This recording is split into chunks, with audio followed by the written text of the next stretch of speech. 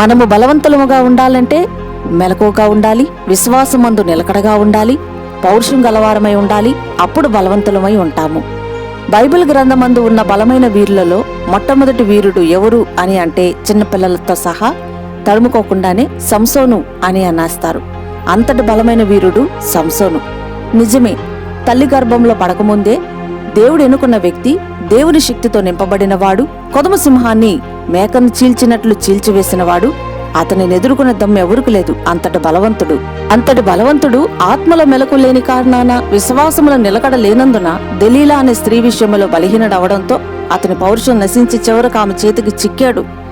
ఆమె పేరుకు తగ్గట్టు ఆమె మాటలు మధురమైనవని తలచి తన బలానుకున్న రహస్యాన్ని చెప్పడంతో ఆ బలాన్ని పోగొట్టుకొని చివరకు కళ్ళు పోగొట్టుకొని తిరగలి విసిరే పరిస్థితికి వచ్చాడు. అయితే తాను చేసిన తప్పును తెలుసుకొని చివరిసారిగా తనకు దేవుని బలమును ఇమ్మని కోరగా దేవుడు అతనిని బలపరిచినప్పుడు తనతో పాటు ఒక్కనిని కూడా మిగలనీయకుండా హతమార్చాడు. కావున మెలకువ, నిలకడ, పౌరుషం, బలం లేకపోతే బలహీనులమై దెలీలా వంటి దెయ్యాల చేతికి చిక్కుతాము. కనుక ఎల్లప్పుడూ దేవుని బలమును ధరించుకొని ఉండాలి. ప్రార్థన: నీ బలమును మాకు ధరింప చేయమని వేడుతున్నాం తండ్రి. ఆమేన్.